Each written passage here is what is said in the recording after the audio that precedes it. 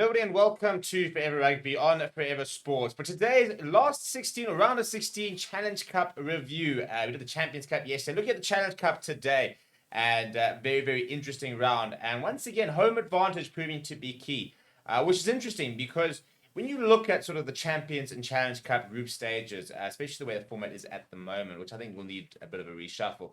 A lot of teams only prioritize their home games. You know, they'll often send weekend squads for away fixtures and stuff like that.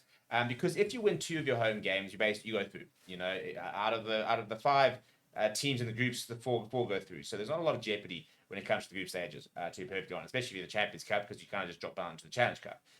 But looking at the playoffs, for example, we're now seeing a massive focus on home games being the key. So it'll be interesting, going into next season, how important will be that seeding, So, for example, South African teams this season, once again, can't have a home semi-final, but can have home quarterfinals.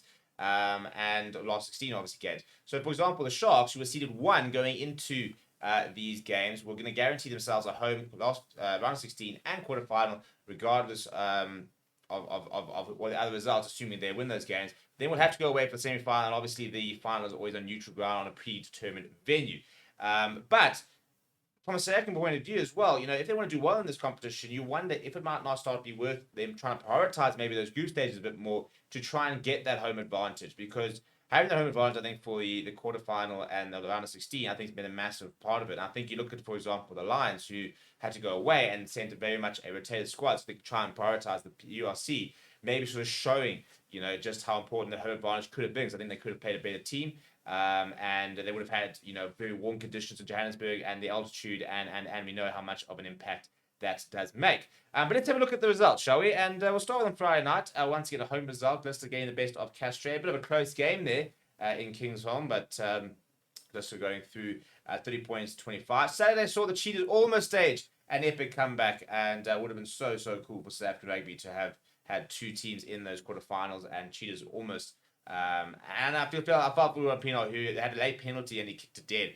And the momentum they had, you kind of felt if he had found touch in the 22, Cheetahs could have gone over. It would have been a difficult conversion, but then it would have gone to extra time, for example, and it could have been quite interesting. The Lions, not outclassed by Benetton, but a very weakened Lions side. No Nahamba, for example. You look at the front row, for example, and full back, like Kevin Horn.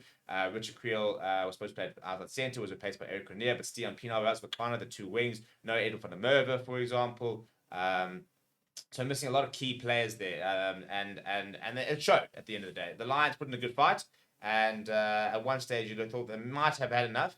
Started really well, but at the end of the day, Benton, were a very good side, had too much. Benton also missing a few players. I will acknowledge that, but yeah, I think home advantage. I think that Lions team takes a Benton and Joburg, and I think it might have been a different story, to be perfectly honest.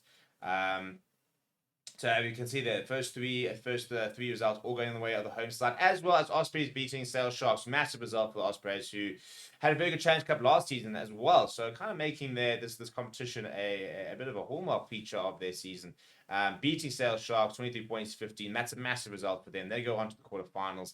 Edinburgh then beating Bernay 33 points to 15. A pretty straightforward victory there for Edinburgh, who will now have to travel to Durban. And then we've got Montpellier going down to Ulster. Montpellier, who on paper, or as a club, you'd sit there thinking it's a big game, but they've not been good this season at all. Lots of issues within the club, and Ulster, who've had a bit of a poor season, actually dominating them and showing their quality. And I'll be interested to see how far Ulster go.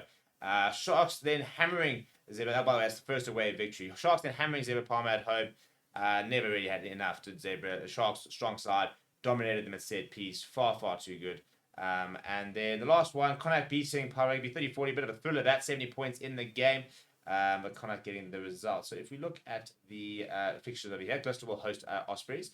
Clermont will host Ulster. I think this is going to be an interesting game. I think Ulster can get a job done here. Sharks will be at home against Edinburgh. Tough now for Edinburgh to travel. They'll probably be arriving today, maybe tomorrow.